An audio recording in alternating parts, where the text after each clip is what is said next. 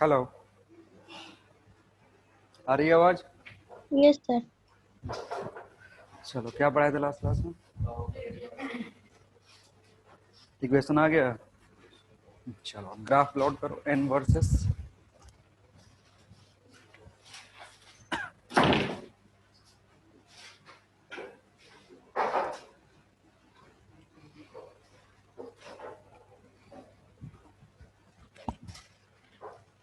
N versus T graph plot करना।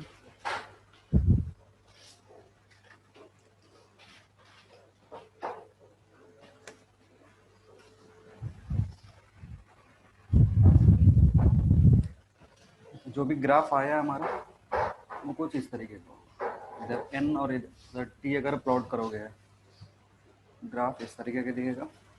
ये value N naught होगा क्योंकि टाइम इक्वल्स टू जीरो पे, time T equals to zero पे नंबर ऑफ न्यूक्लियस कितना था? एन नॉट था। ग्राफ एक्सपोनेंशियली डिक्रीज कर रहा है क्योंकि टाइम के साथ एन जो है वो एक्सपोनेंशियली डिक्रीज कर रहा है।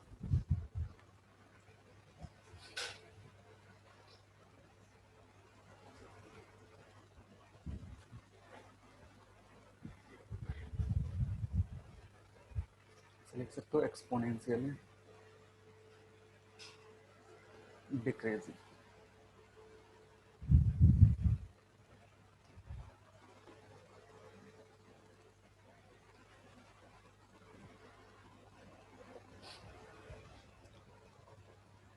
और ये किस इक्वेशन से आया है?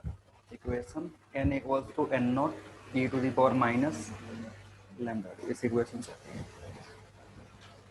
किसी भी ग्राफ प्लॉट करने के लिए हम इक्वेशन चाहिए, इक्वेशन के हेल्प से करें। कभी कभी क्या होता है ना, इसमें छोटा सा चेंज कर देता है, हमें ग्राफ दे देता है natural log of n and t plot करने के लिए। हमने अभी जो ग्राफ प्लॉट करा वो किसके टर्म में है? n वर्सेस t ग्राफ है। कभी कभी नेचुरल लॉग और t के टर्म में देगा, तो अगर इसके फॉर्म में देगा तो इसी इक्वेशन को चेंज करना पड़ेगा। अगर दोनों तरफ लॉग लोगे तो क्या हो जाएगा? n equals to N naught plus minus lambda T. क्या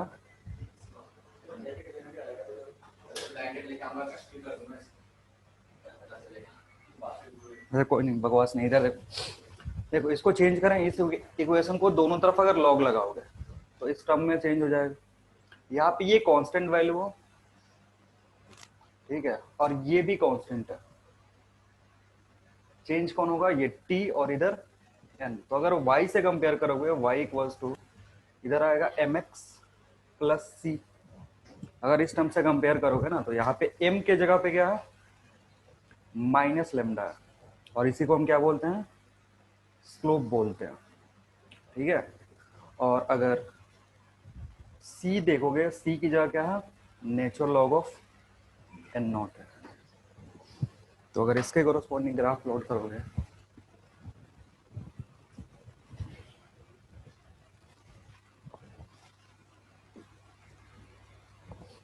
टी वर्सेस, तो ग्राफ स्ट्रेट लाइन आएगा, यहाँ पे होगा एन नॉट। टच नहीं करवाएंगे इसको। और इसका जो स्लोप होगा, ये जो स्लोप है इसकी वैल्यू कितनी है? माइनस।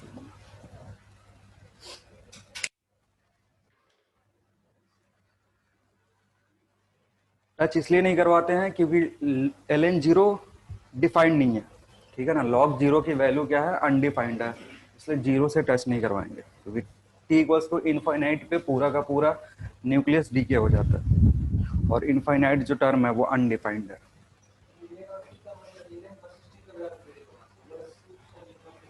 हाँ, वो n और t का था, और अभी है लॉग से मल्टीप्लाई करे हो फिर ln और t का ग्राफ।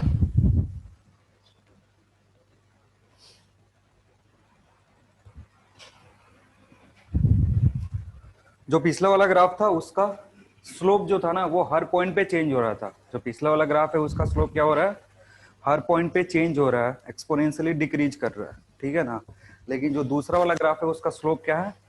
कांस्टेंट है और बराबर किसके है, नेगेटिव ऑफ डी के कांस्टेंट के, ठीक है ना। लेमडा को क्या बोलते हैं, डी के कांस्टेंट। हो गया। अब ग्राफ की बातें हो गई, नेक्स्ट हेडिंग लिखेंगे हाफ लाइफ।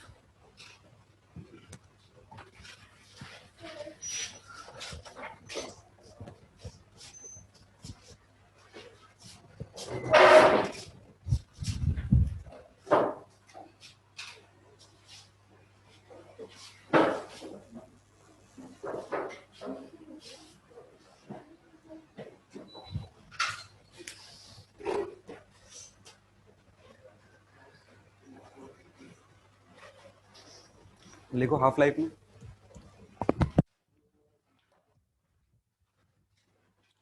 टाइम ड्यूरेशन क्या हो गया, एसी के चलते लफड़ा हो रहा है, किसको किसको गर्मी हो रहा है, अच्छा जो अभी बाहर से आए गर्मी लग रहा है एसी को, अरे तुम इधर बैठ जाओ ना, यहाँ आ जाओ, इस पे बैठ जाओ, ये वाला खींच लो, वहां पे बैठ जाओ, एसी के एकदम नीचे बैठोगे तो ठंड लगेगी, और अगर 10-12 दिन बाद तो खुद हम ही एसी बंद नहीं करने देंगे।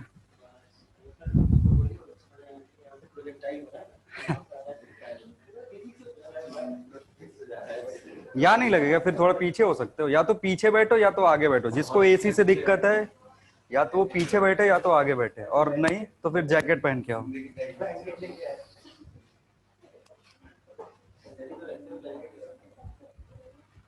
हाँ स्वेटर लेके आया करो फिर।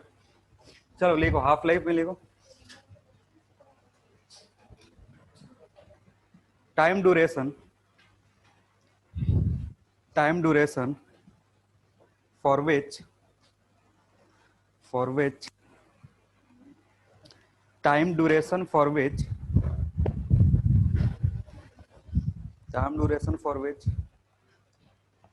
half of the nucleus, half of the nuclei, half of the nuclei disintegrate,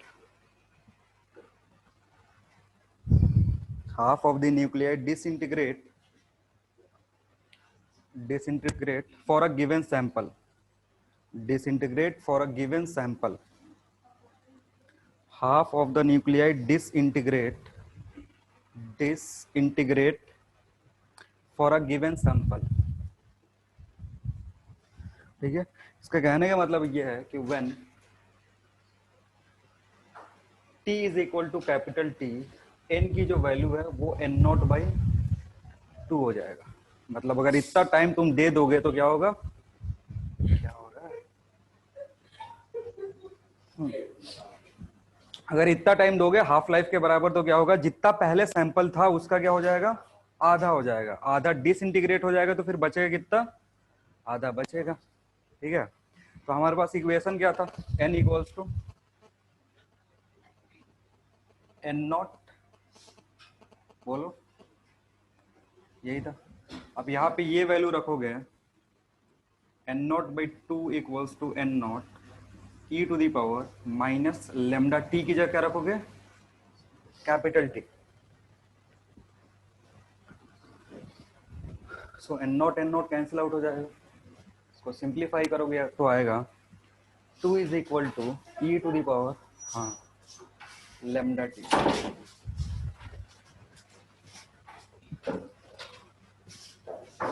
या फिर टी का जो वैल्यू होगा वो होगा ln2 डिवाइडेड बाई लेमडा।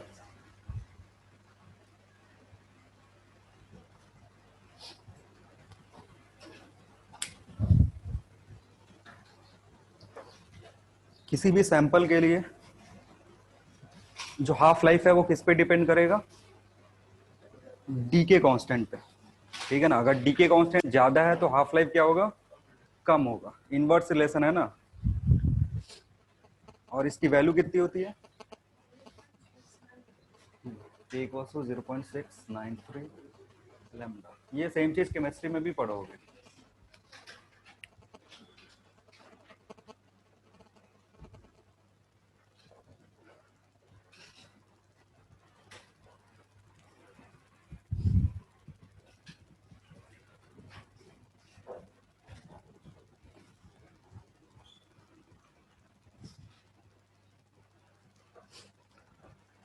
तो अगर डी के कांस्टेंट दिया हुआ है तो डायरेक्टली वहाँ से टाइम निकाल सकते हो, हाफ टाइम निकाल सकते हो, हाफ लाइफ निकाल सकते हो, ठीक है। और अगर हाफ लाइफ दिया हुआ है तो फिर वहाँ से लेमडा कैलकुलेट कर सकते हो, ठीक है ना।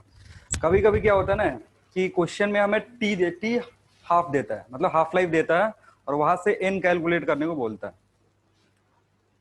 कभी कभी क्या करता है, लेमडा नहीं देगा, उसकी जगह क्या दे देगा, हाफ लाइफ दे देगा, और उस हाफ लाइफ से हमें एन की वैल्यू कैलकुलेट करनी होती है। हमने अभी जो इक्वेशन पढ़ा था उसमें एन की वैल्यू हम कैसे कैलकुलेट करते हैं, N equals to N naught e to the power minus lambda T से। लेमडा देगा तो डायरेक्ट यहाँ पुट करके इसको सिंप्लीफाई कर देंगे। अगर लेमडा की जगह लेमडा ना दे करके अगर टी दे दिया, क्योंकि दोनों प्रॉपर्टी ही है, ये भी प्रॉपर्टी है और लेमडा भी प्रॉपर्टी है, फिर इक्वेशन कैसे सॉल्व करेंगे, इसको थोड़ा सा मॉडिफाई कर दो, इसको क्या कर दो, इसके टर्म में मॉडिफाई कर दो, तो लिखोगे n इन टर्म्स ऑफ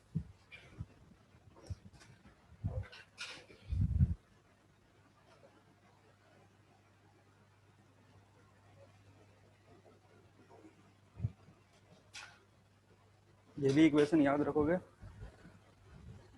कभी कभी ये कैलकुलेशन को इजी करता है।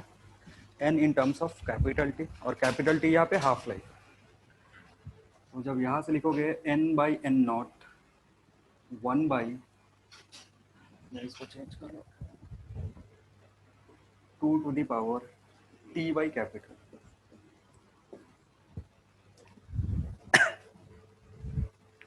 n बाई एन नॉट, अभी आएगा आएगा, कहाँ से आ रहा है अभी आएगा समझ में। अब देखो क्या कर रहे हैं, पिछला वाला जो रिलेशन था ना हमारे पास, n equals to N naught e to the power minus lambda T, यही था।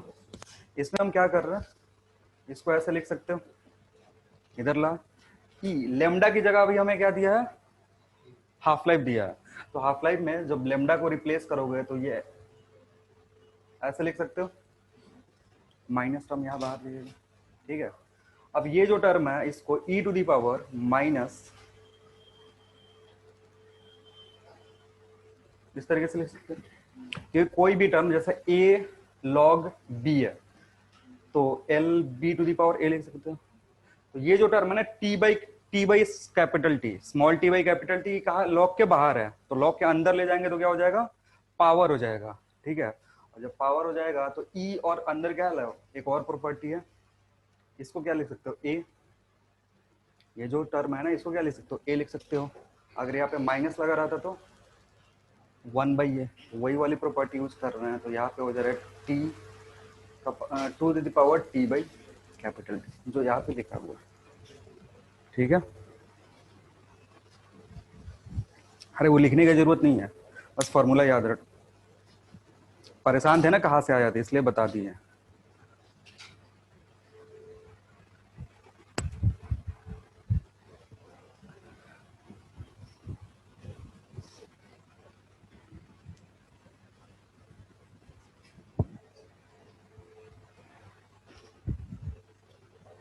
एक और हेडिंग लिखना,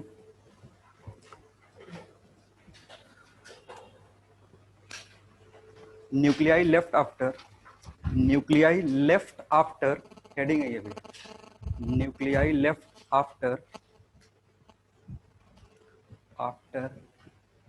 small N half cycle, half life भी लिख सकते हो, N half life, after N half life, nuclei left after N half life. कभी कभी बोलता है ऐसे 10 हाफ लाइफ के बाद बताओ, 5 हाफ लाइफ के बाद बताओ कि कितना परसेंट न्यूक्लियस बचा रहेगा, ठीक है। तो उसके लिए एक फॉर्मूला डायरेक्टली यूज कर सकते हो, पूरा कैलकुलेशन करने की जरूरत नहीं है। ये जो इसको थोड़ा सा मॉडिफाई करोगे, 1/2 का जो पावर है ना, इस टी को किस टर्म में दिया रहेगा, टी दिया रहेगा इस फॉर्म में। एन हाफ लाइफ का क्या मतलब है, ये जो टाइम है, टाइम वो किस टर्म में दिया रहेगा, एन इंटू टी के फॉर्म में। तो इसको यहाँ पुट करोगे तो बचेगा क्या, बस एन बचेगा। जैसे इसको यहाँ पे पुट करोगे, यहाँ पे पुट करोगे तो टी टी कैंसिल आउट हो जाएगा, एन बचेगा। यानी जो इक्वेशन यहाँ से आएगा एन बाई एन नॉट बराबर किसके होगा, half to the power n।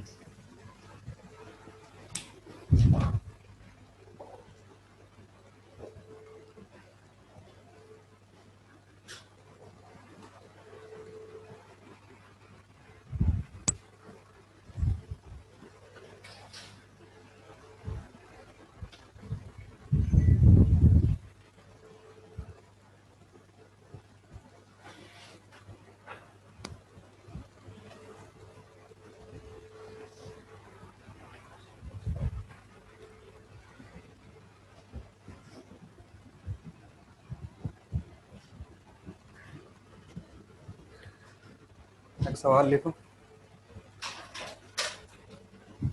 Find find find percentage find percentage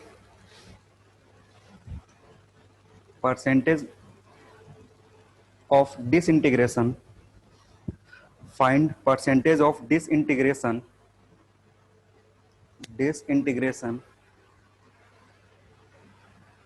of a radioactive sample, find percentage of disintegration of a radioactive sample if if time duration is if time duration is equal to if time duration is equal to 3 half life, if time duration is equal to 3 half life,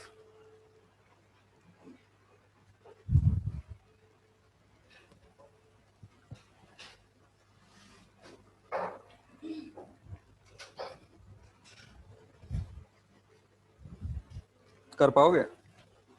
try करो।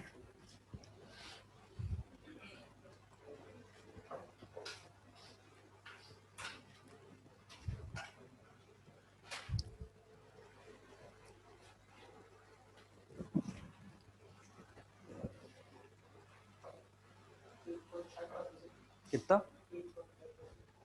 12.5 क्या? ठीक से पढ़ो, क्या पूछ रहा है क्या? Find percentage of disintegration. तुम जो बता रहे हो वो परसेंटेज डिसइंटीग्रेटेड है या परसेंटेज लेफ्ट है? जो फॉर्मूला हम यूज करते हैं ना, उससे हम क्या पता लगाते हैं, पहले ये सोचो। ये जो n आएगा, n का जो वैल्यू आएगा, ये क्या बताएगा? परसेंटेज लेफ्ट और परसेंटेज डिसइंटीग्रेटेड। तो तुमसे पूछ क्या रहा है?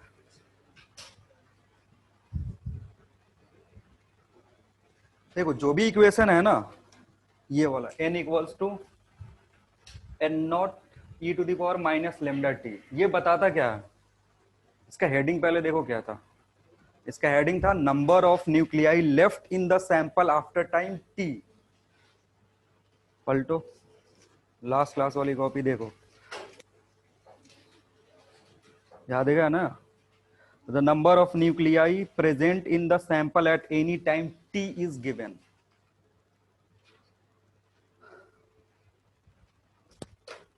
इधर है ना, द नंबर ऑफ न्यूक्लियाई। तो ये बताता क्या है कि कितना बचा हुआ है टाइम टी पे, तो डिसइंटीग्रेट कितना होगा? हाँ, वो घटाओगे उधर से।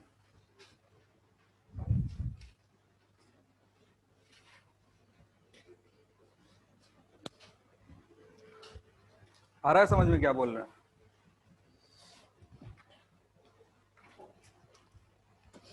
चलो, फॉर्मूला का तो पता है, कौन सा यूज करोगे? n divided by n not, ये यूज करना है। ठीक है, यहां से भी सॉल्व कर सकते हो, यहां से भी सॉल्व करोगे, कैलकुलेशन थोड़ा बड़ा होगा, लेकिन अगर ये फॉर्मूला याद है, डायरेक्टली इधर से कर सकते हो। तो अगर तुमको कितना टाइम दिया हुआ? 3, ये हो जाएगा 1/8। इसका मतलब n की जो वैल्यू होगी वो कितना होगा? n0/8 होगा। तो ये है ना लेफ्ट, लेकिन तुमको चाहिए क्या? डिसइंटीग्रेट कितना हुआ? तो डिसइंटीग्रेट निकालोगे तो वो होगा n0 माइनस n। जो डिसइंटीग्रेट वैल्यू होगा वो होगा n0 माइनस n। तो n0/8 पुट करो, यहाँ से आएगा 7n0/8। ये लेफ्ट, ये सॉरी, ये डिसइंटीग्रेटेड है।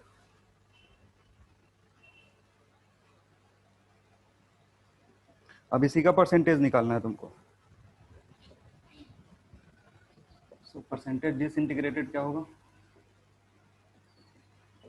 n minus N naught, sorry उल्टा लिख रहा है, N naught minus N divided by, तो सिंप्लीफाई करोगे 7/8 इंटू 100।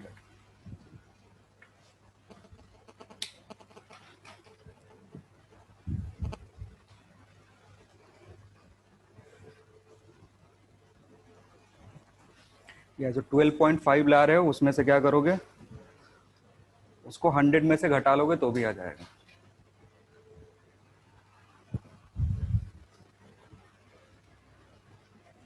कितना आएगा, 87.5%। एक बार चेक कर लो। यस सर यही आ रहा है।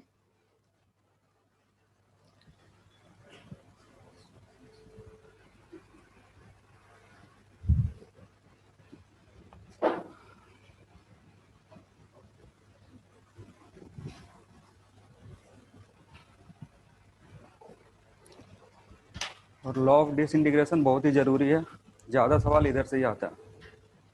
जब अगर रेडियो एक्टिविटी से सवाल पूछना होगा या न्यूक्लियर से सवाल पूछना होता है तो most of the cases NEET में इधर से ही प्रॉब्लम पूछता है। ठीक है, एक और लिख लो, लिखना, half life of a radioactive sample, half life of a radioactive sample is 30 minutes. 30 minutes is 30 minutes, full stop. The time taken between 40% decay, the time taken between 40% decay and 85% decay, the time taken between 40% decay and 85% decay for this sample will be 40% decay and 85% decay for this sample will be.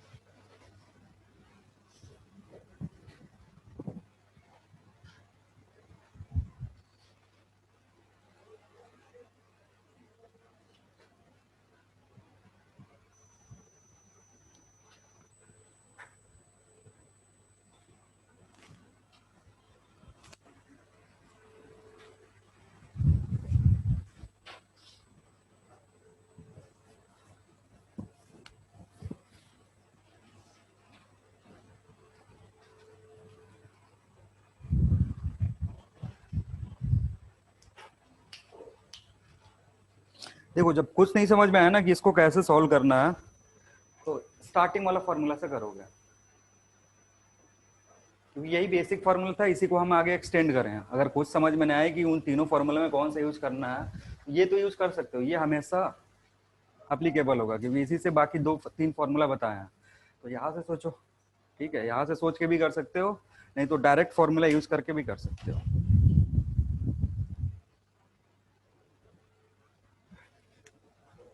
क्योंकि जब lambda देता ना, तो ये formula अगर use करते तो थोड़ा सा जो भी तुम्हारा सॉल्यूशन होता है उसमें नंबर ऑफ स्टेप्स कम हो जाते हैं। लेकिन जो सवाल मैंने दिया उसमें क्या दिया हुआ है, हाफ लाइफ दिया हुआ है, तो हम कौन सा फॉर्मूला यूज करेंगे, हाफ लाइफ वाला। अगर हाफ लाइफ वाला फॉर्मूला यूज करते हो इजी हो जाएगा।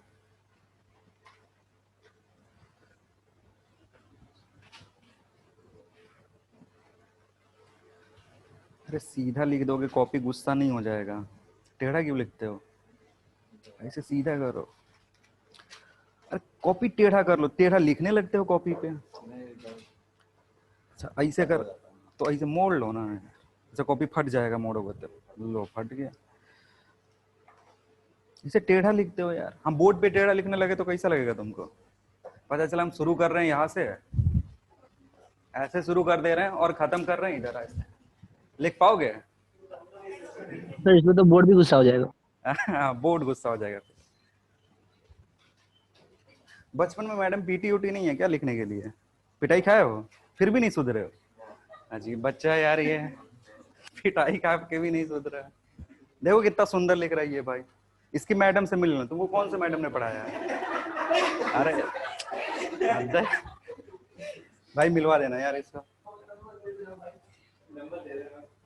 नंबर रखे हो? पहले इससे तो पूछो नंबर रखा है कि नहीं। नंबर रखे हो तुम? शरीफ है। अरे शरीफ वरीफ कोई नहीं होता। टाइम आने दो, दिखाएगा फिर कैसे शरीफ है। हाँ हाँ, चलो देखो इसको कैसे करोगे। ये फॉर्मूला यूज करेंगे हम।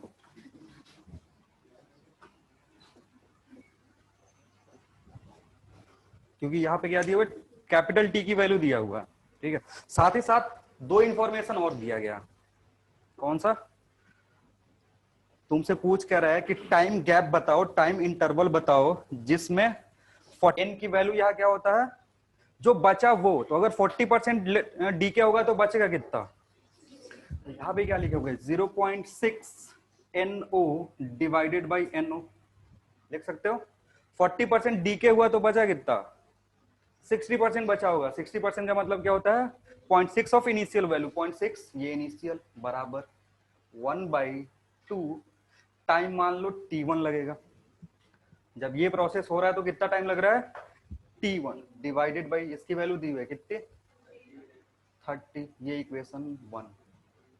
दूसरा इक्वेशन कहां से आएगा? क्योंकि यहाँ दो अननोन है, ये पता और दूसरे से जो टाइम आएगा वो भी अननोन है, तो दो इक्वेशन चाहिए। बोलो दूसरा कितना लिखेंगे? 85% डीके हो गया तो बचा कितना?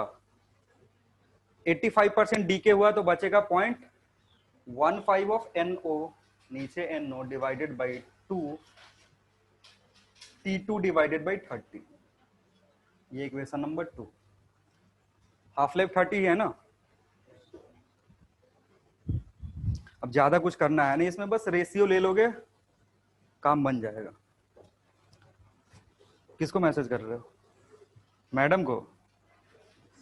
अरे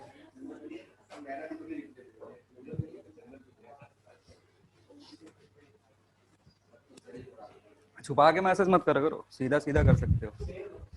हाँ चलो इसका रेशियो लगो क्या होगा। देखो इन दोनों का रेशियो लेना, तो 0.6 डिवाइडेड बाई 0.15। देखो दिस किसको किसको डिवाइड कर रहे हैं? दिस डिवाइडेड बाई दिस, इसको इससे डिवाइड कर रहा है। तो ये जो नीचे टर्म है ये ऊपर चला जाएगा। 2 raise to power T by T2/30 divided by 2 T1/30 होगा। आ रहा है समझ में? ये कितना बार में जाएगा? 4 टाइम्स में। 0.15 से 0.6 कितना टाइम में जाएगा? 4 बार में। 15 चौका 60।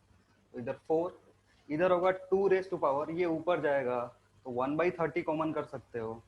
इधर बचेगा T2 माइनस T1। इतना मैथमेटिक्स आता है ना। ऐसे हो x to the power b, x to the power a, तो क्या करते हैं? b माइनस a लिखते हैं। इतना आना चाहिए।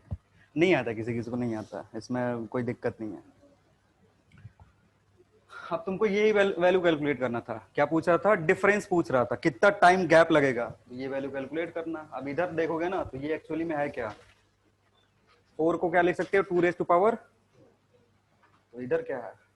30 T2 minus T1। LHS RHS के बराबर होने चाहिए, तो T2 माइनस T1 कितना होना चाहिए? 60 मिनट। यानी दोनों जो इवेंट है उसमें गैप कितने का होगा? 60 मिनट्स का होगा।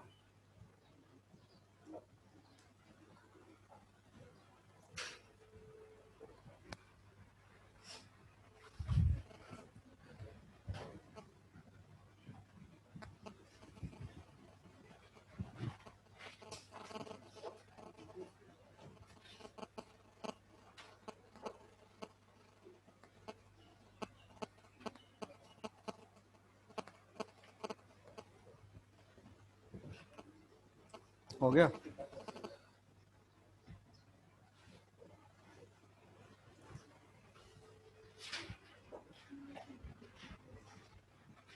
नेक्स्ट हेडिंग लिखो, activity.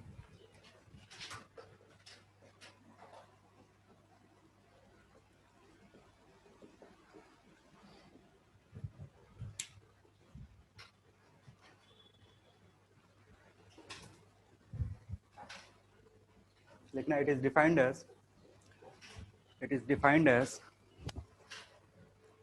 it is defined as rate of disintegration. It is defined as rate of disintegration, defined as rate of disintegration. Disintegration के सामने ब्रैकेट में लिख दो डीके, रेट ऑफ डीके या डिसइंटीग्रेशन सेम चीज है। तो तुम क्या लिख रहे हो भाई, अरे यार नहीं नहीं नहीं, इस ऐसा लिखना है।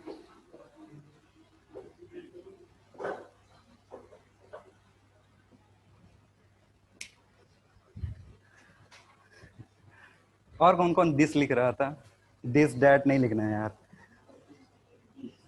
हाँ, DIS लिखना है, डिसइंटीग्रेशन। अच्छा, जिसका इंग्लिश वीक है उसका तो उसको थोड़ा सा दिक्कत होगा। अब मेरे क्लास में ज्यादा होगी क्योंकि बोर्ड पे हम कम लिखते हैं। तो देखो अगले बार से क्या करो ना, किसी ऐसे बच्चों को ढूंढो जिसका इंग्लिश क्या है, तुमसे ठीक है, एकदम बढ़िया नहीं है, तुमसे ठीक बस चाहिए। अब पता चला इंग्लिश टॉपर ढूंढने लगे।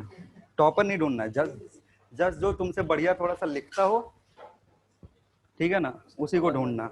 इसके बगल में बैठ सकते हो, ये बेचारा खाली खाली बैठा हुआ है। खाली खाली बैठते हैं सर। खाली बैठते हो, चलो कोई ना। हाँ क्या बोल रहे थे, number, it is defined as, अरे हैज लिखे हो यार, एज एज एज काट दो। या तो हम बोलते कुछ गड़बड़ सड़बड़ है, या तो तुम सुन कुछ गड़बड़ रहे हो। इट इज डिफाइंड, बाकी लोग एज ही लिखे हैं, हैज नहीं लिखा ना कोई और। अरे तो ऐसे लिख दोगे तो फिर बेहोश हो जाएंगे, इतना भी नहीं चलता है कि मतलब ही बदल जाएगा ना ऐसे देखो ये इसका लिखने का मतलब ही बदल जाएगा भाई। या फिर अगर एज को हैज लिख रहे हो तो ये गड़बड़ गड़बड़ है ना। अब देखो स्पेलिंग मिस्टेक करो कोई नहीं, लेकिन तुम इसको ऐसे लिख देते ना, TIS, कुछ नहीं बोलते हैं क्योंकि ये चलता, दिस को TIS लिख सकते हो, लेकिन उसको THIS लिखोगे वो गलत हो, वो तो पूरा अलग मीनिंग बना देगा ना। जो अलग मीनिंग बता रहा है उससे डिस्टरबेंस होगा। चलो कोई ना लिख। और उसके बाद लिखना और डिसइंटीग्रेशन पर सेकंड, और डिसइंटीग्रेशन पर सेकंड, और disintegration per second, disintegration per second, full stop para दे करके लिखना। वन डिसइंटीग्रेशन, वन डिस, अच्छा हम भी दिस बोलने लगे, one disintegration per second, one disintegration per second is called one becquerel। रुक जाओ ये लिख लेने दो,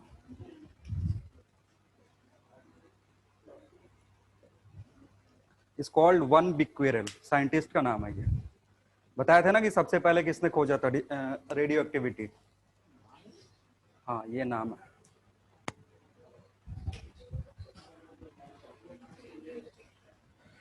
या ऐसे लिख सकते हो 1 DSP is equal to 1 BQ, short form में ऐसे लिखते हैं। ये क्या है, SI यूनिट है एक्टिविटी का।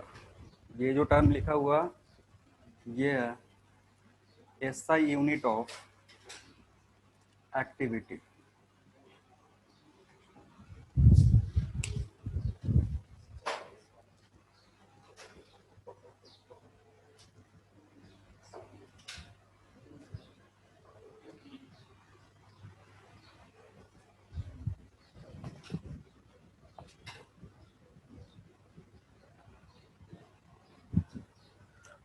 एक्टिविटी है एक्चुअली में मैथमेटिकली देखोगे, ऊपर लिख सकते हो mathematically,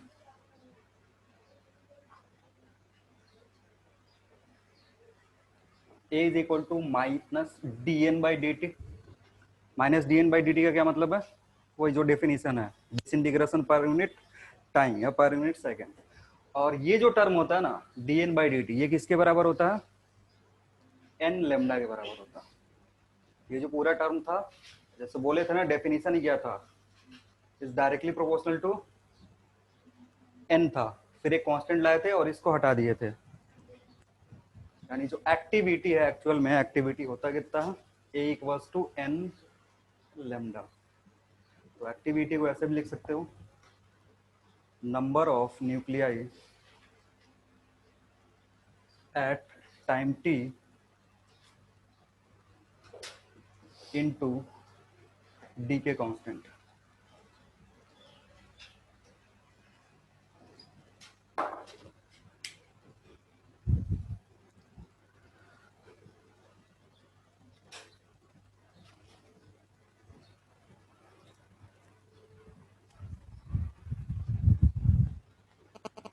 number of nuclei at time t into D के कांस्टेंट। किसी भी टाइम पे अगर तुमको एक्टिविटी चाहिए तो क्या क्या चाहिए तुमको, कितना न्यूक्लियस प्रेजेंट है उस इंस्टेंट पे, और जो भी सैंपल है उसका डी के कांस्टेंट कितना है। डी के constant in terms of half life भी दे सकता है,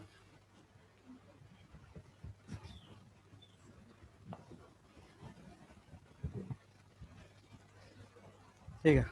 अब लिखेंगे activity as a function of time.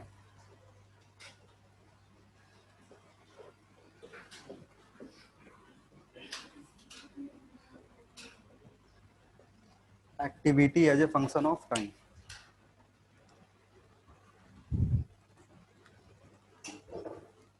अगर किसी टाइम टी पे एक्टिविटी तुमसे पूछ रहा है कि बताओ सैंपल की, गिवन सैंपल का एक्टिविटी कितना है टाइम टी पे, तो कैसे कैलकुलेट करेंगे।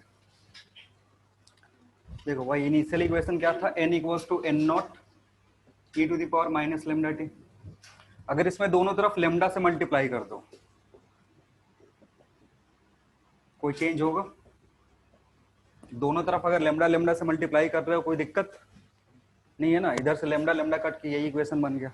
लेकिन जब तुमने लेमडा से मल्टीप्लाई करना ना, तो ये टर्म किस में चेंज हो गया, ए में, और ये वाला टर्म ए नोट में, और बाकी वही सही रहेगा।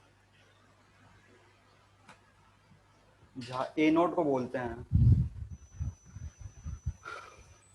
इनिशियल एक्टिविटी,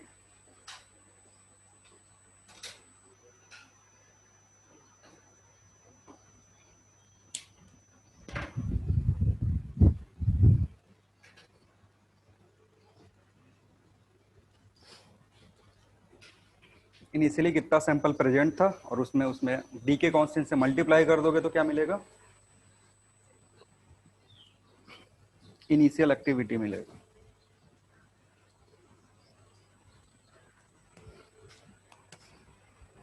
इसका जो ग्राफ होता है ना same to same N versus N T का जो ग्राफ प्लॉट करे थे वही होगा, क्योंकि कुछ चेंज नहीं हो रहा है, बस लेमडा से मल्टीप्लाई कर रहे हैं। ग्राफ उसी तरीके से आता है। एक्टिविटी भी टाइम के साथ क्या होता है, एक्सपोनेंशियली डिक्रीज करता है।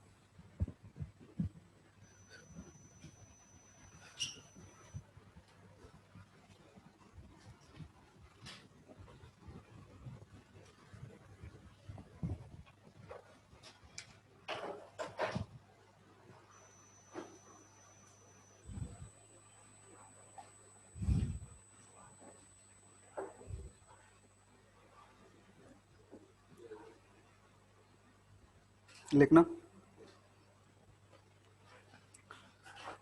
द हाफ लाइफ, हाँ क्वेश्चन है,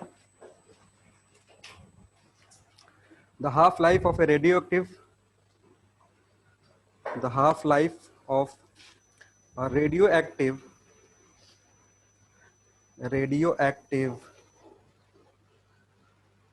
element is 20 years, is 20 years. Half life of a radioactive element is 20 years,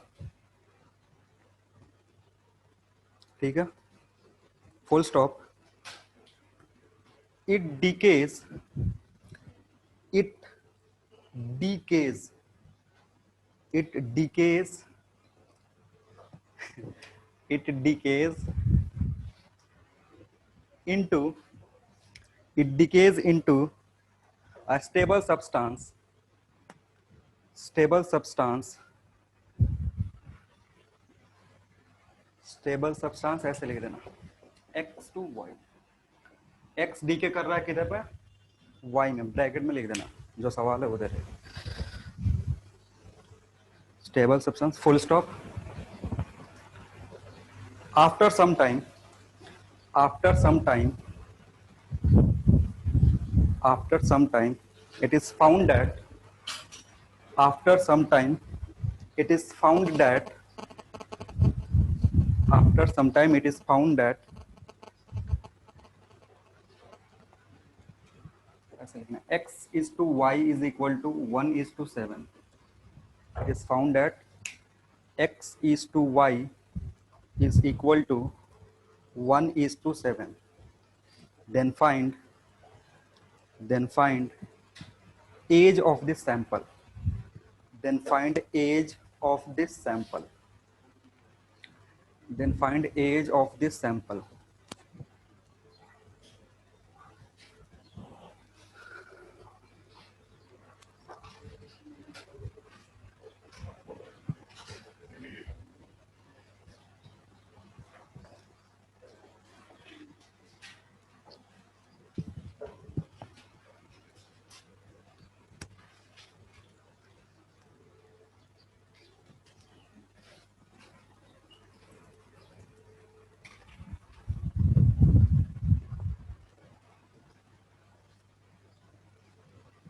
और अभी तक जो भी सवाल करवाएंगे सबके सब प्रीवियस ईयर के प्रॉब्लम है, मतलब नीट में पूछे गए हैं, तो अगर ये नहीं कर पा रहे हो तो फिर बड़ी मुश्किल में हो।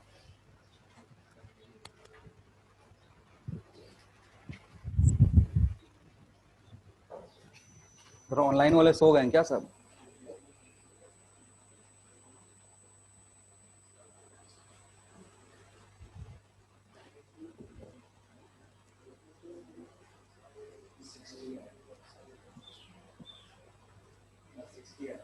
कितना है?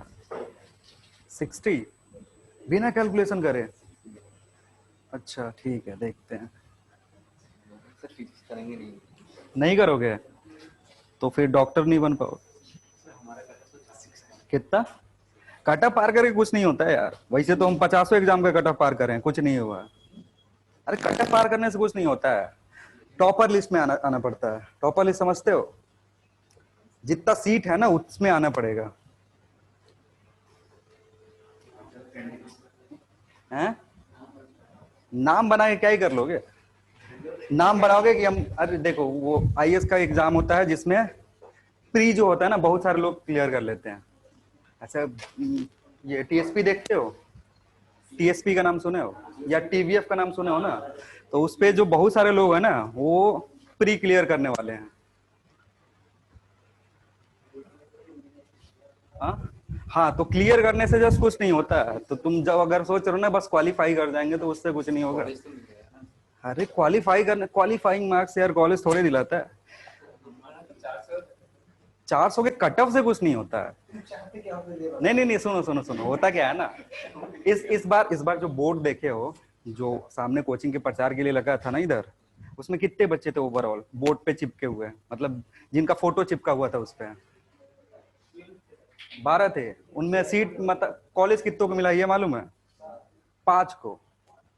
बाकी 7 भी पास करे थे लेकिन कॉलेज नहीं मिला क्योंकि जगह ही नहीं है, कहाँ रखोगे? अरे अब हमारे कोचिंग में हो तो नहीं सकता है, जैसे इधर सीट कितना का है, 30 बच्चों के बैठने का, 40 बच्चे का एडमिशन ले सकते हैं, भले वो टेस्ट में क्लियर काहे ना कर लिया।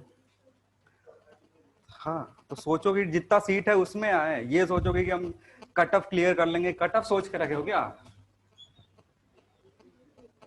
कट ऑफ से कुछ नहीं होता। देखो सवाल देखो क्या बोल रहा है कि एक सैंपल था एक्स जो डीके किस में हो रहा है, वाई में। अब टी इक्वल्स टू 0 पे इसकी कुछ वैल्यू होगी, टी इक्वल्स टू 0 पे कुछ वैल्यू होगी, कितना मान लो कितना है n नॉट, और टी इक्वल्स टू 0 पे ये कितना होगा 0। कुछ देर बाद हमने टाइम दिया इसको, टाइम देने के बाद ये t कितना हो जाएगा, t इक्वल्स टू टी पे, ये कितना बचेगा, n मतलब d के हो गया तो बचेगा n माइनस n, और ये कितना मिलेगा n। समझ नहीं, यहाँ क्या लिख रहे हैं, ये लिखने का मतलब है ना कि इसमें से कितना पोर्शन निकल गया, n निकल गया तो बचा कितना, या फिर अगर कंफ्यूजन हो रहा है तो ऐसे ही लिखो, अगर इधर n बचा तो इसको कितना मिलेगा, अगर इधर n बचा तो इसको कितना मिलेगा, हाँ वैसे भी लिख सकते हो, कोई उसमें दिक्कत नहीं है, ठीक है ना, वो तुम्हारे दिमाग पे डिपेंड कर रहा है इसको किस तरीके से लिख रहे हो। अगर मैं पहले n नॉट माइनस n लिख देता तो इसको कितना मिलता, अब बस इसी का तुमको रेशियो दिया हुआ है, n is to n naught minus n का रेशियो कितना दिया हुआ है, 1:7। ठीक है, अब यहां से तुम क्या कैलकुलेट कर सकते हो, यहां से क्या कैलकुलेट होगा, n और n नॉट का रिलेशन कैलकुलेट होगा, और जैसे ही n और n नॉट का रिलेशन पता चल गया तुम टाइम निकाल सकते हो, क्योंकि हाफ लाइफ दिया हुआ है तुमको। नहीं आया समझ में, बोलो जल्दी। तो जरूरी नहीं है कि डायरेक्टली ऐसे दे दे कि n इक्वल्स टू कितना है, ऐसे 0.5 n दे दे, n नॉट दे दे, तुम सीधे फॉर्मूला में पुट करो, कैलकुलेट करके निकाल लो, वो थोड़ा सा घुमा फिरा करके देगा ताकि दिमाग लगाओ। यहाँ से सॉल्व करोगे, n by n naught minus n का जो वैल्यू है वो है 1/7, ठीक है, तो 7n बराबर n नॉट माइनस n, ये इधर जाएगा 8n इक्वल्स टू, तो n बाई एन ओ कितना होगा 1/8, और 1/8 को लिख सकते हो, टाइम कितना था, तो यहाँ से t जो आएगा वो कितना आएगा 60 ईयर्स, यानी इस रेशियो में आने के लिए उसको कितना टाइम लगा होगा, 60 ईयर्स लगा होगा। ठीक है,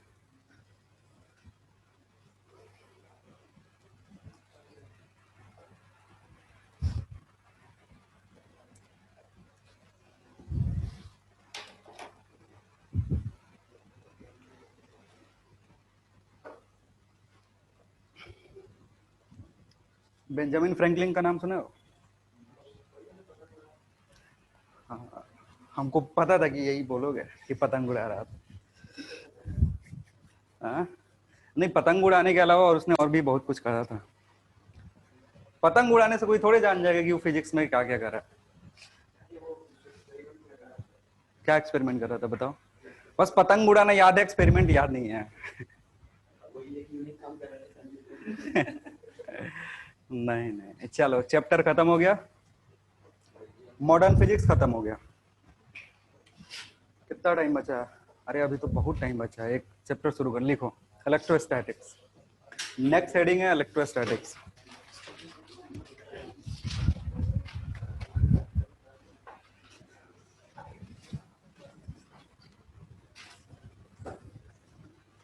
देखो स्लो स्लो पढ़ा करके ना, ये 1 महीना हम डिले कर रहे हैं जानबूझ के, नहीं तो ये जनवरी में खत्म हो गया रहता। अब स्लो इसलिए कर रहे थे ना ताकि तुम लोग को थोड़ा सा फायदा हो, रिवाइज करो, नहीं और तुम लोग रिवाइज कर नहीं रहे हो, नहीं कर रहे हो ना, अभी पलट के पूछ देंगे पीछे वाले से तो नहीं आएगा।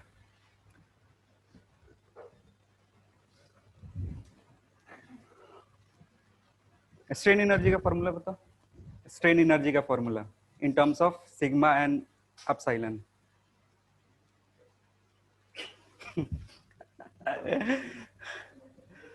धुआं धुआं दिख रहा है ना, सिग्मा स्क्वायर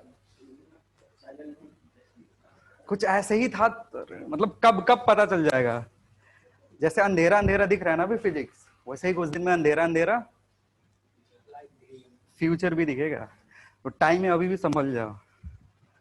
ये सबसे छोटा फॉर्मूला था। स्ट्रेन एनर्जी क्या होता है, कित्तों को याद था, कोई था जिसको याद था, इधर ऑनलाइन वाले किसी को याद था, strain energy is equal to half sigma into epsilon into, अब सोच रहे हो एप्सिलॉन सिग्मा है क्या, कम से कम ये तो पता होना चाहिए। सिग्मा क्या है? सिग्मा एनर्जी नहीं है यार, सिग्मा सिग्मा सिग्मा स्ट्रेस है, एप्सिलॉन क्या है? स्ट्रेन है। पढ़ा करो, पढ़ो पढ़ो। अब इतना छोटा छोटा फॉर्मूला याद नहीं है तो बड़ा वाला फॉर्मूला तो बता ही नहीं पाओगे। बर्नौली इक्वेशन में किसका किसका कंट्रीब्यूशन होता है?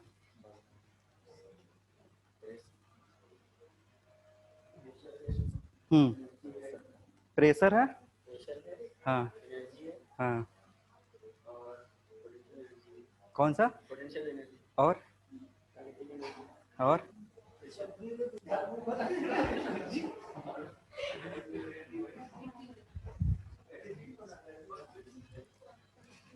बर्नौली इक्वेशन में किसका कंट्रीब्यूशन है ना, उसका आंसर एक लाइन में, एक मतलब लाइन में दे सकते हो, टोटल एनर्जी का कंट्रीब्यूशन। और उस टोटल एनर्जी में प्रेशर एनर्जी, काइनेटिक एनर्जी और पोटेंशियल एनर्जी आता है, जो कि हर जगह कांस्टेंट होता है ड्यूरिंग द फ्लो।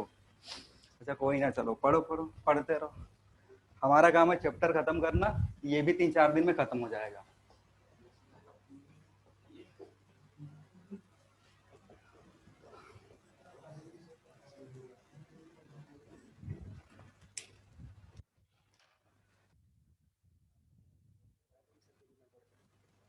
डाइट मतलब खाना, सेम ही खाना खाते हैं, वो सेम मेड सबके लिए खाना बना के जाती है। 3 रोटी सवेरे वो खाते हैं, 3 रोटी हम खाते हैं, लंच में 4 रोटी, 4 रोटी वो, सबका बराबर चल रहा है पूरा। वो डाइट लिख के दे सकते हैं। शाम में जाने के बाद 2 कप चाय, 2 कप नहीं, कभी कभी 1 कप भी होता है, एक रस्क बिस्किट, और रात में फिर से 3 या 4 रोटी, और सेम डाइट है। दोपहर में बोले तो चावल, ये रोटी खाते हैं 4, सुबह में भी रोटी। चावल नहीं खाते हैं, चावल ओकेजनली जब मेड नहीं आती है तब, क्योंकि रोटी खुद से बनाने में दिक्कत होता है।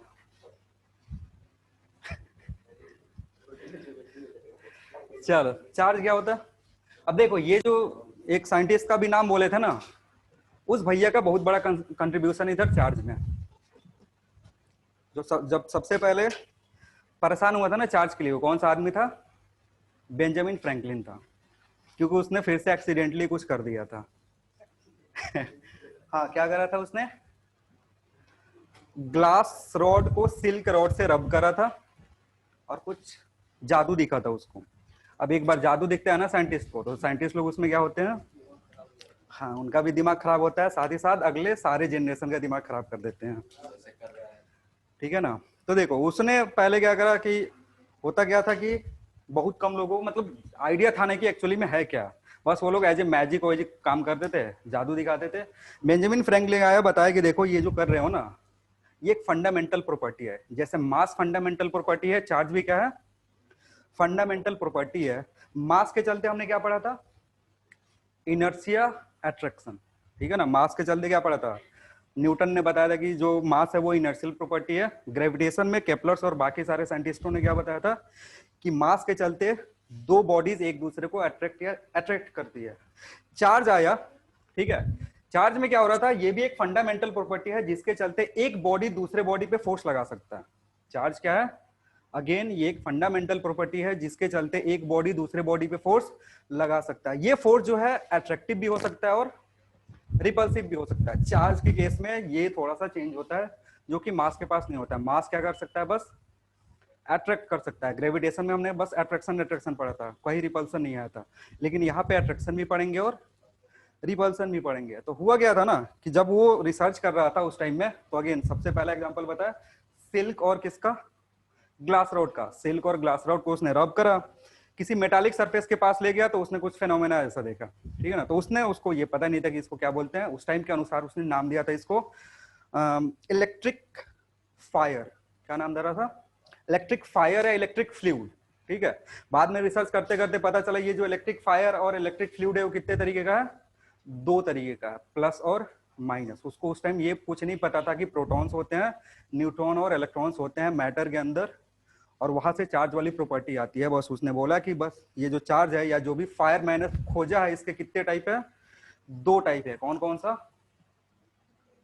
पॉजिटिव और नेगेटिव।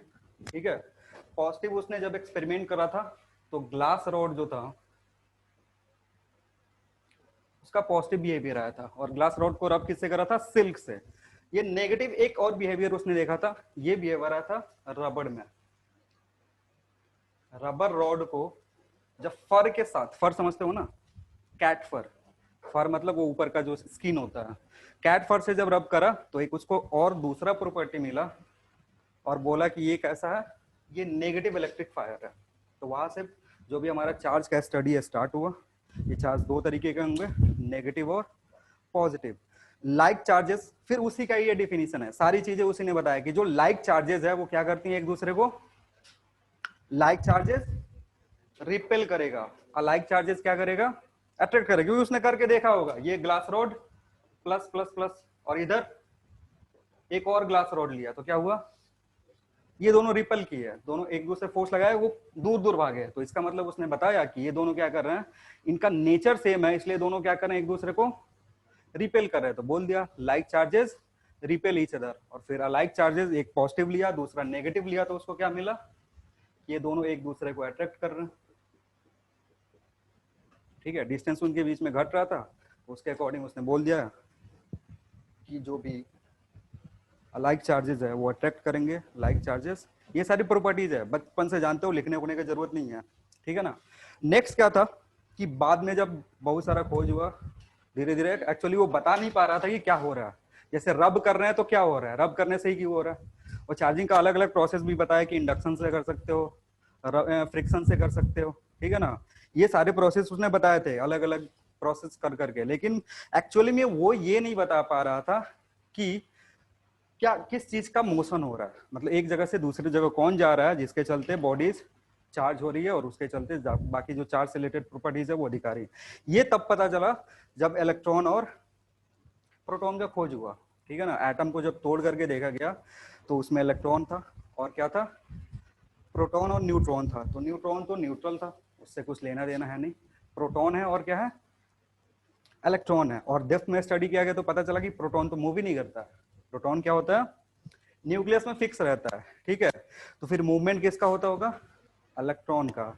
तो बाद में साइंटिस्ट ने बोला कि जब हम फ्रिक्शन से एक बॉडी को दूसरे बॉडी के ऊपर रब करते हैं ना, तो वो इलेक्ट्रॉन का ट्रांसफर एक बॉडी से दूसरे बॉडी में हो जाता है। एक बॉडी से दूसरे बॉडी में अगर इलेक्ट्रॉन का ट्रांसफर होगा तो जिधर से ट्रांसफर होगा वो पॉजिटिवली चार्ज हो जाएगा, जिसको ट्रांसफर होगा वो नेगेटिवली चार्ज हो जाएगा। ये सारा एक्सप्लेनेशन उधर दिया कि ग्लास को अगर सिल्क से रब कर रहे थे तो एक्चुअली सिल्क को इलेक्ट्रॉन चला जा रहा था, सॉरी रॉड, ग्लास रॉड से सिल्क क्या मिल रहा था, इलेक्ट्रॉन मिल रहा था। Rod, glass rod positively charge हो रहा है ना, इसका मतलब क्या है कि इलेक्ट्रॉन वहां से निकल करके किसको चला जा रहा था, सिल्क को चला जा रहा था। ये सारी एक्सप्लेनेशन बहुत दिन बाद आया, बेंजामिन फ्रैंकलिन ने बहुत पहले ये सब बताया था इस तरीके का। ठीक है, नेक्स्ट चीज है क्वांटाइजेशन ऑफ चार्ज। चार्ज जो होता है वो क्या होता है, क्वांटाइज होता है। इसका क्या मतलब है, तो भी चार्ज होगा ना, जैसे होता क्या है कि जब ये फ्लो हो रहा था एक बॉडी से दूसरे बॉडी, मतलब रबिंग कर रहे थे, तो यहां से कौन बाहर जा रहा है, इलेक्ट्रॉन, तो ये पॉजिटिवली चार्ज हो जाता है। अब इस इलेक्ट्रॉन को ना फर्दर ब्रेक नहीं कर सकते हैं, या तो एक इलेक्ट्रॉन निकाल सकते हो, दो इलेक्ट्रॉन निकाल सकते हो, या फिर 10⁻³ इलेक्ट्रॉन निकाल सकते हो। ऐसा है कि 1.5 इलेक्ट्रॉन निकाल लो, नहीं है, या फिर 0.5 इलेक्ट्रॉन निकाल लो। इलेक्ट्रॉन जब भी निकलेगा किस में निकलेगा, इंटीजर नंबर में निकलेगा, 1 2 3 इस टाइप का। यानी जो भी चार्ज है ना वो क्या है, उसकी एक स्पेसिफिक वैल्यू है जो किस टर्म में होता है, n इंटू ई के टर्म में होता है। ठीक है, इसी को क्या बोलते हैं, क्वांटाइजेशन ऑफ चार्ज बोलते हैं। नेक्स्ट है कंजर्वेशन ऑफ चार्ज। चार्ज से रिलेटेड नेक्स्ट बात क्या है, conservation of charge. Conservation of charge का क्या मतलब है, हाँ, किसी भी आइसोलेटेड सिस्टम का, ये ज्यादा इंपॉर्टेंट है, किसी भी आइसोलेटेड सिस्टम का चार्ज ना तो डिस्ट्रॉय हो सकता है और ना ही प्रोड्यूस कर सकते हैं। चार्ज ना तो डिस्ट्रॉय कर सकते हो ना तो प्रोड्यूस कर सकते हो, गिवन वो सिस्टम कैसा होना चाहिए, आइसोलेटेड होना चाहिए। आइसोलेटेड कहने का मतलब दो स्फीयर है, ठीक है, इन दोनों स्फीयर का किसी और से कांटेक्ट नहीं है, ये एक दूसरे से इंटरेक्ट कर सकते हैं। तो ये जो दोनों स्फीयर है ना, वो बाकी इन्वायरमेंट से क्या हो गया, आइसोलेटेड हो गया। तो अगर इस पे 5 कूलम का चार्ज है, इस पे 5 कूलम का चार्ज, अभी यूनिट बताया नहीं है, इस पे 5 कूलम, इस पे 5 कूलम, तो कुछ भी कर लो ना, टाइम के साथ ये जो चार्ज रहेगा इस पे टोटल चार्ज 10 कूलम के बराबर ही रहेगा। भले ये एक दूसरे से इंटरेक्शन करके चार्ज का ट्रांसफर एक जगह से दूसरी जगह कर सकते हैं, लेकिन टाइम के साथ अगर ये पूरा सिस्टम आइसोलेटेड है तो इसको 10 साल दो, 20 साल दो, 1 लाख साल दो, चार्ज हमेशा कितना रहेगा, 10 कूलम भी रहेगा। ठीक है, तो लिख सकते हो नीचे। पहले लिखना quantization of charge.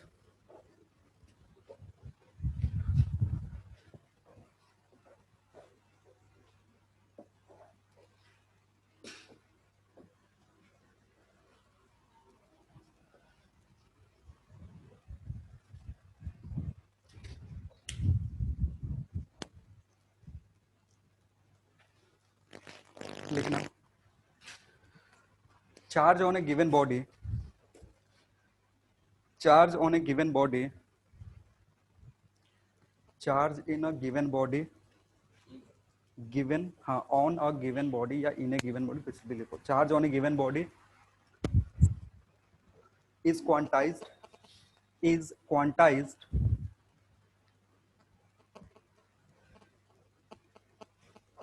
is quantized, full stop. It is equal to, it is equal to, it is equal to integral multiple of, it is equal to integral multiple of, integral multiple of charge on, it is equal to integral multiple of charge on, charge on one electron, charge on one electron, that is Q is equal to N into E, where N क्या integer है,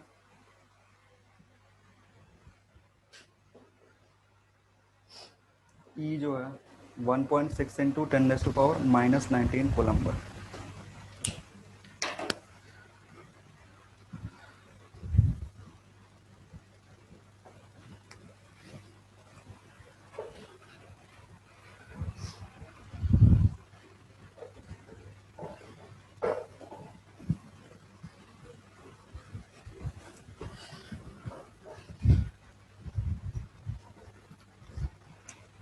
देखो, एक sphere था और एक identical sphere है। एक ये स्फेयर है जो कि न्यूट्रल है और ये नेगेटिवली चार्ज है। ये आइडेंटिकल है, मतलब इसका और इसका ऑलमोस्ट सारी प्रॉपर्टी सेम है। इसका मास m1 और इसका मास m2 है। दोनों में किसकी वैल्यू ज्यादा होगी, m1 या m2 का? m1 का या m2 का? m1 ज्यादा होगा। कौन ज्यादा होगा? m2। देखो हो क्या रहा है ना, ये दोनों आइडेंटिकल थे, मतलब जब दोनों न्यूट्रल होगा तो इसका मास और इसका मास क्या होगा, सेम होगा। इसका मास और इसका मास सेम होगा। ये नेगेटिव चार्ज हो गया। नेगेटिव चार्ज होने का मतलब कहीं से इसने इलेक्ट्रॉन क्या करा है, लिया है। नेगेटिव चार्ज होने का क्या मतलब है, इसमें कहीं से इलेक्ट्रॉन मिल गया। अब इलेक्ट्रॉन मिलने का मतलब है ना, अगर इसका चार्ज n इंटू ई के बराबर, यानी इसने कितना इलेक्ट्रॉन लिया, n इलेक्ट्रॉन लिया, तो इसका मास जो होगा वो कितना हो जाएगा, m2 की जो वैल्यू होगी वो होगा m1 plus n into mass of electron. जब भी कोई बॉडी नेगेटिवली चार्ज होता है उसका मास क्या होता है, इंक्रीज करता है, और जब भी कोई बॉडी पॉजिटिवली चार्ज होता है तो उसका मास डिक्रीज होता है। ठीक है ना। तो अगर चार्ज कर रहे हो, दो बॉडी को अगर रब कर रहे हो, एक पॉजिटिव चार्ज होगा एक नेगेटिव चार्ज होगा, एक का मास घटेगा और एक का मास बढ़ेगा, क्योंकि इलेक्ट्रॉन का ट्रांसफर हो रहा है एक जगह से दूसरी जगह। मास बहुत ही नेग्लिजिबल है, ठीक है ना, डायरेक्ट, मतलब अगर स्प्रिंग बैलेंस से मेजर कर रहे हो तो पता नहीं चलेगा। ऐसा नहीं कि स्फीयर को उठा करके वो जिस पे वेट मेजर करते हैं उस पर रख दिए, सर ये तो कुछ बता ही नहीं रहा है, पहले भी 10 kg अभी भी 10 kg, वैसे नहीं बताएगा। ठीक है ना। नेक्स्ट चीज, नेक्स्ट लिखो, conservation of charge. Next heading, conservation of charge.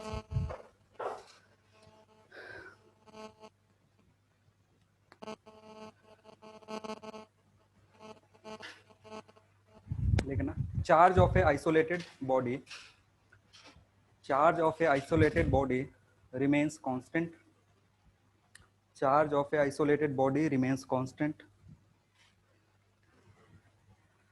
isolated body remains constant, that is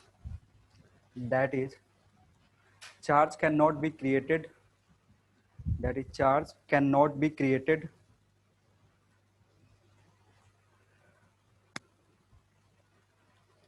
that is charge cannot be created nor destroyed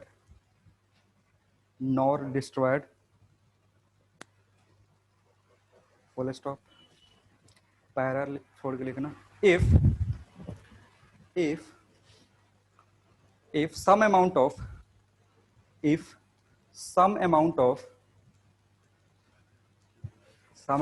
positive or negative charge is created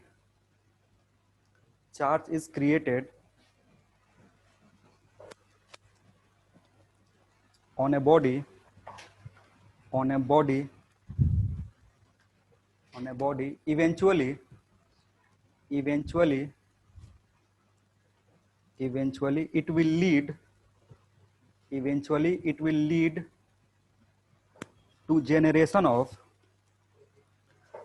eventually it will lead to generation of same amount of charge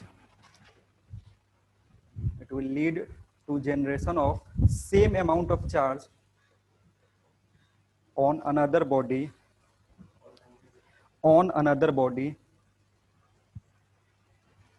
of different nature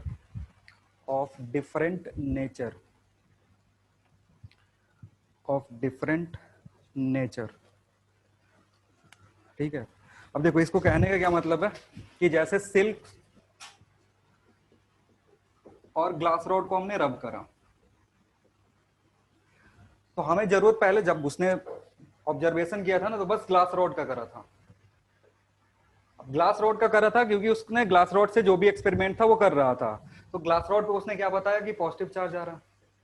तो ये generation हम किसका use कर रहे हैं ना, glass rod का, इसलिए हमें पता चल रहा है कि हमने जनरेट क्या किया, पॉजिटिव चार्ज जनरेट किया। लेकिन साथ ही साथ एक और फेनोमेना हो रहा था, इस सेल पे कैसा चार्ज जनरेट हो रहा था, नेगेटिव। मतलब अगर इस पे 10 कूलम हो रहा है ना, तो साथ ही साथ इस पे -10 कूलम हो रहा होगा। तो जब भी हम चार्ज क्रिएट करते हैं ना, तो उसके पैरेलल में एक और चार्ज क्रिएट होता है जिसका नेचर क्या होता है, अपोजिट होगा, अमाउंट सेम होगा। आ रही बात समझ में? एकदम न्यूट्रल बॉडी है, न्यूट्रल को जब भी ब्रेक करोगे वो किस में जाएगा, पॉजिटिव और नेगेटिव में। अगर तुम्हारे पास पॉजिटिव बॉडी पहले से है, तो इसका मतलब इसको जनरेट करने के लिए ना हमने कुछ ना कुछ खर्च करके नेगेटिव पहले से क्रिएट कर चुके हैं, और उस नेगेटिव पे यूज नहीं कर रहे हैं, तो हमें नहीं मालूम है। आ रही बात समझ में? तो जितना चार्ज यूनिवर्स में पहले था अभी भी उतना ही है। शुरू में स्टार्टिंग में जितना चार्ज बनना था उतना ही चार्ज अभी भी है, बस एक जगह से दूसरी जगह ट्रांसफर हो गया, जनरेट नहीं हुआ। ठीक है ना? नेक्स्ट लिख लो, unit of charge.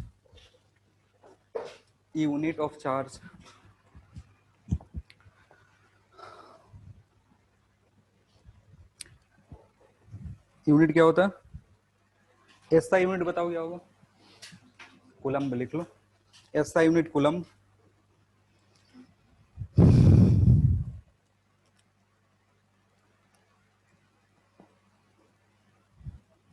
CGS unit पता है किसी को? सीजीएस यूनिट क्या होता है? क्या? ईएसयू और ईएमयू। ठीक है, तो ऐसे लिख सकते हो सीजीएस। एसआई में वो लिख ही चुके हैं, सीजीएस में लिख लो। सीजीएस में भी 2 यूनिट होता है, ईएसयू, स्मॉल में लिखना ईएसयू, जिसको स्टैट कूलम भी बोलते हैं।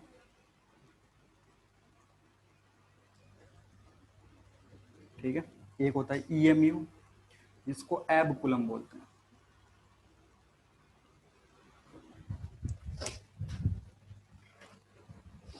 स्टैट कूलम और एब कूलम क्या है? फराड किसका यूनिट है? फराड चार्ज का यूनिट है। फराडे किसका यूनिट है? 2 टर्म होता है, फराड और फराडे। फराडे चार्ज का यूनिट है और फराड किसका यूनिट है? कैपेसिटेंस। अरे नहीं जानते हो, एकदम सुने ही नहीं क्या? फराड सुने हो ना? हाँ, तो इसमें थोड़ा सा कंफ्यूजन होता है, क्योंकि फराड और फराडे 2 चीज है।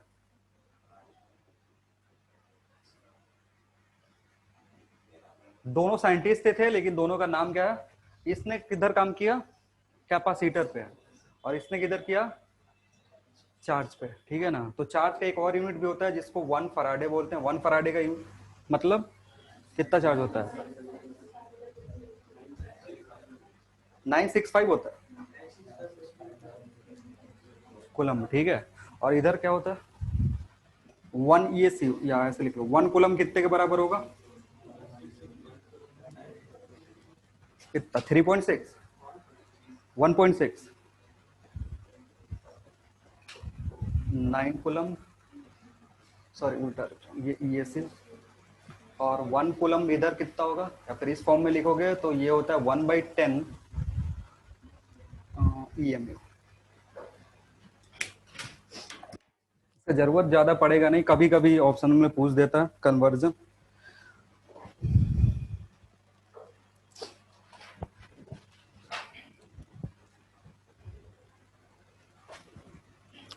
तो ये सारी जो चीजें हैं ये प्रॉपर्टीज है चार्ज के, कि चार्ज का क्या क्या नेचर हो सकता है।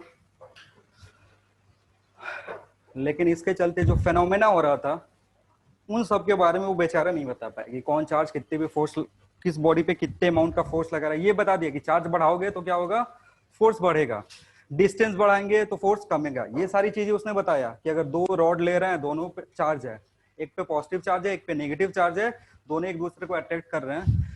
अगर चार्ज बढ़ा रहे हो किसी भी रॉड पे तो जो फोर्स ऑफ अट्रैक्शन है वो क्या हो रहा है, इंक्रीज हो जा रहा है, या डिस्टेंस बढ़ा रहे हैं, वो सारी चीजें उसने बताया। लेकिन कोई फॉर्मूला नहीं बता पाया कि कितना अमाउंट ऑफ फोर्स लगेगा, वैल्यू कितनी होगी अगर दो चार्जेस है, या उनके बीच का डिस्टेंस कुछ दिया हुआ है। उस पर काम करा किसने, कुलम्ब ने। बहुत दिन बाद कुलम्ब आया, उसने बताया कि दो चार्ज पे कितना फोर्स लगेगा वो हमसे ले लो, ठीक है ना। तो फिर क्या है तुम्हारा कुलम्ब, और कुलम्ब ने क्या बताया कि दो पॉइंट चार्ज पे कितना फोर्स लग रहा होगा और एक दूसरे के चलते। तो क्या लिखोगे, कुलम्ब्स लॉ। नेक्स्ट हेडिंग है कुलम्ब्स law.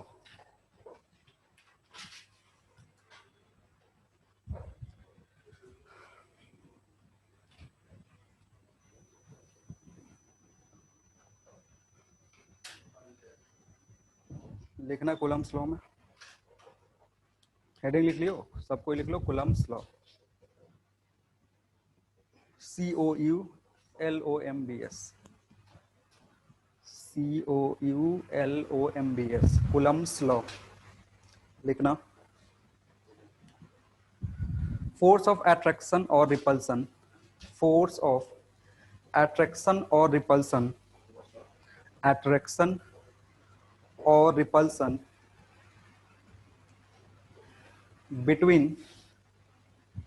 between two point charges, force of attraction or repulsion between two point charges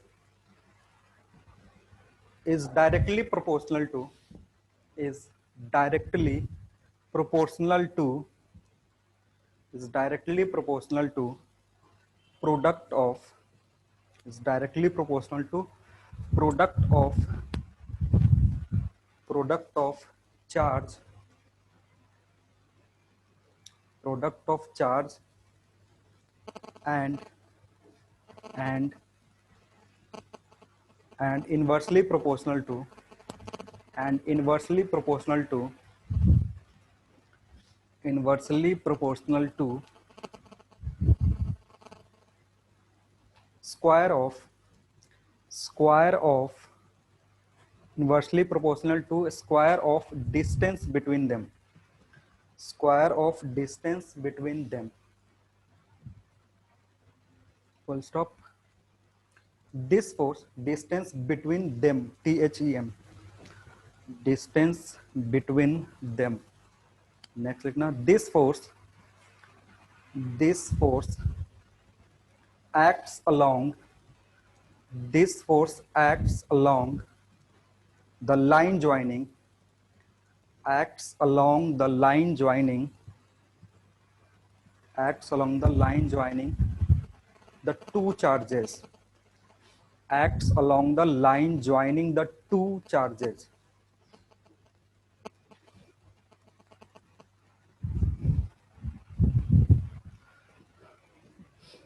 तो अगर दो चार्ज है Q1 Q2 और इनके बीच का डिस्टेंस R, ठीक है, तो उसने बोला कि जो भी फोर्स होगा इनके बीच में जो लगेगा that will be directly proportional to product of charges and inversely proportional to square of distance between them.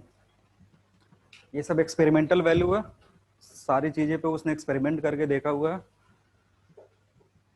कि डिस्टेंस बढ़ा रहे हैं तो कैसे वैल्यू आ रहा है, या फिर चार्ज चेंज कर रहे हैं तो वैल्यू में क्या वेरिएशन आ रहा है। बहुत सारे एक्सपेरिमेंट करा फिर जाकर के ये फॉर्मूला बताया। तो अगर इसको कंबाइन करोगे तो कंबाइन फॉर्मूला लिख सकते हो Q1 Q2 divided by R square. अब कोई भी साइन ऑफ प्रोपोर्शनलिटी हटाने के लिए हमें क्या चाहिए, कांस्टेंट चाहिए, और वही कांस्टेंट हम लाते कैसे हैं, एक्सपेरिमेंटली लाते हैं, ठीक है ना। तो उसने एक कांस्टेंट लाया, इसको रिप्लेस करने के बाद फोर्स की जो वैल्यू थी वो था 1/4 पाई एप्सिलॉन नॉट, अभी के लिए एप्सिलॉन रखो, epsilon Q1 Q2 by R square.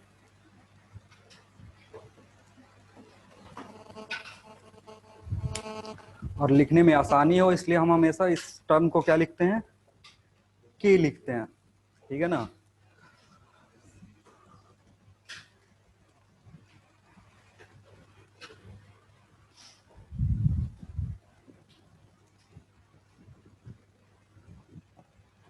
लिखना where where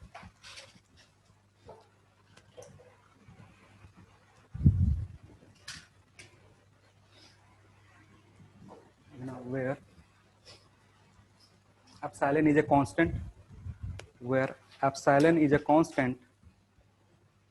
constant known as known as known as permittivity known as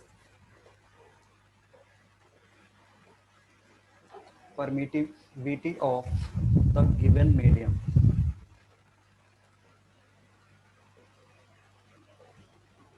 in which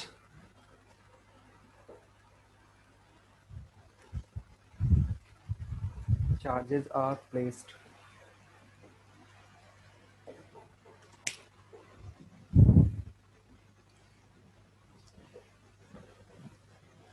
silent एक कांस्टेंट वैल्यू है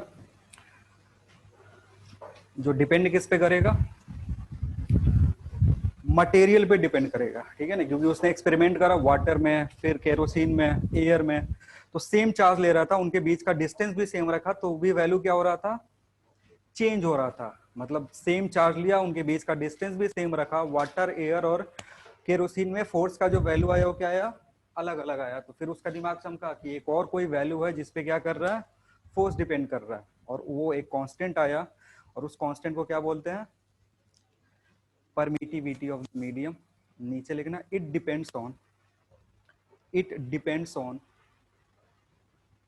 depends on material of the medium, it depends on material of the medium, material of the medium।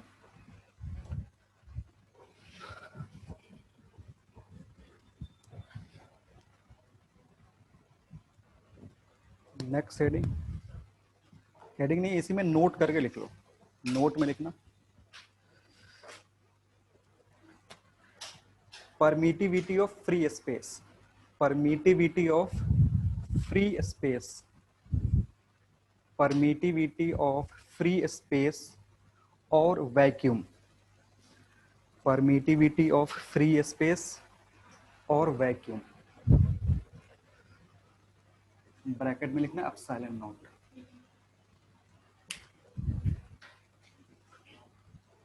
Epsilon naught की value कितनी होती है,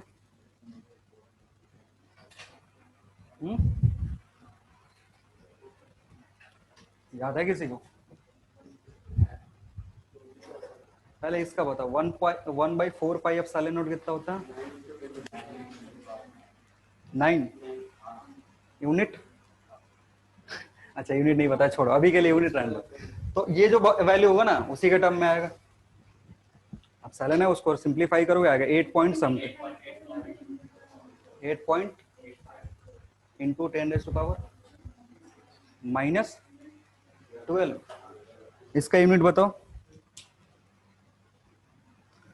unit नहीं पता, unit पूछता है। अब सेल, हाँ इसका यूनिट याद रखना। अभी कर लेंगे, अभी कर लेंगे, परेशान होने की जरूरत नहीं, जो भी यूनिट है निकाल लेंगे।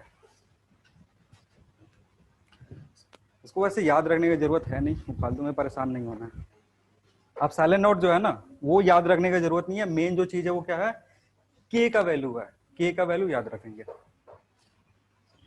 तो जब इसके लिए निकालते हैं ना, 1/4 पाई ऑफ साइलेंट नॉट को के से रिप्रेजेंट करेंगे, और इसका वैल्यू होता है 9 इंटू 10⁻⁹ यूनिट अभी लिखेंगे। अब ध्यान रखेंगे ये तभी यूज करेंगे जब सवाल में लिखा होगा क्या, एयर या वैक्यूम, ठीक है ना।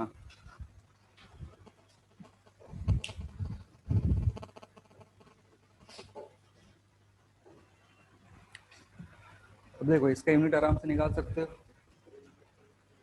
Q1 Q2 डिवाइडेड बाई क्या था, के का यूनिट निकालना है तो newton metre square divided by coulomb square, ठीक है। तो यहाँ लिख दो newton metre square divided by coulomb square.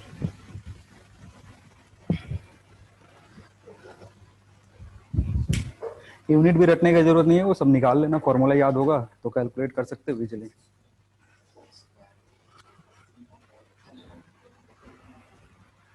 Next heading उसी में नोट नंबर 2 लिखेंगे।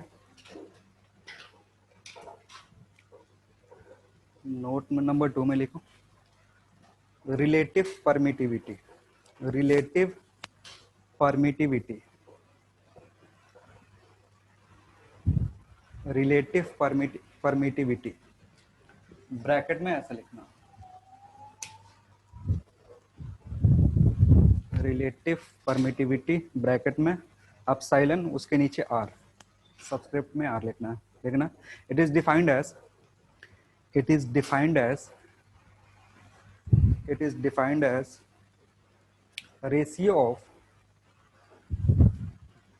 it is defined as ratio of permittivity of a medium,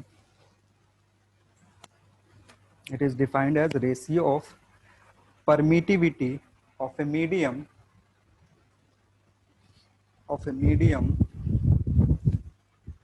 and permittivity of free space. It is defined as ratio of permittivity of a medium and permittivity of free space.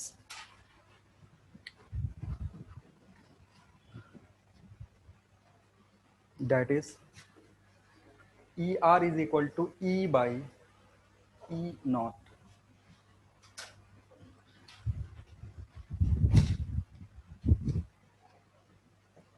Sir epsilon not का unit तो sir Faraday पर metre. क्या epsilon not का unit sir, epsilon not का unit, के को उल्टा कर दो। के को उल्टा करो, किसका यूनिट मिलेगा, के का जो भी यूनिट है ना उसको उल्टा कर दोगे तो एप्सिलॉन नॉट का यूनिट मिल जाएगा। क्योंकि 4 पाई एप्सिलॉन नॉट क्या था, के बराबर था। के का यूनिट निकाल लिया, उसका रिवर्स कर दो। देखो तो ER क्या होता है, मीडियम का जो परमिटिविटी है वो डिवाइडेड बाय, तो अगर तुमसे पूछे ER किसके किसके लिए 1 होगा, ER 1 किसके लिए होगा, या पहले इसका रेंज देख लो। इसका जो रेंज होता है ना ER, ये ग्रेटर देन 1 होगा, ग्रेटर और इक्वल टू 1 होता है। ER इज ग्रेटर और इक्वल टू 1, 1 से ज्यादा होगा, 1 से कम नहीं हो सकता। और इसको दो नाम से जानते हैं,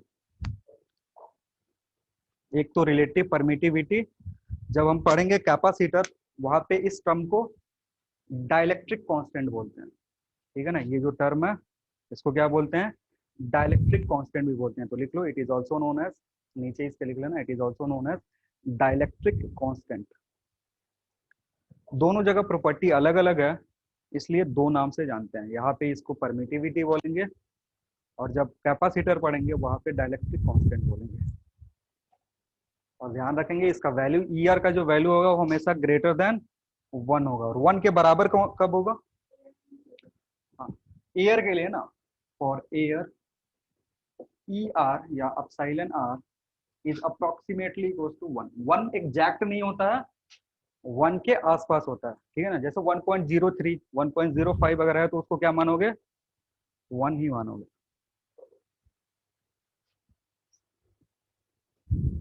एयर के लिए अप्रोक्सीमेटली 1 के बराबर होगा, और अगर वैक्यूम का बात करो या फॉर वैक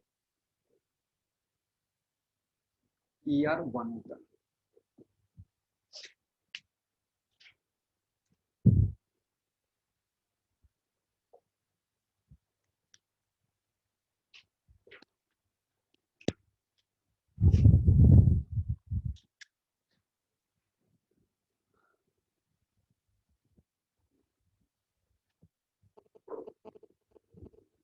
चलो फिर आज के क्लास में इतना ही, बाकी पढ़ेंगे अगले क्लास में।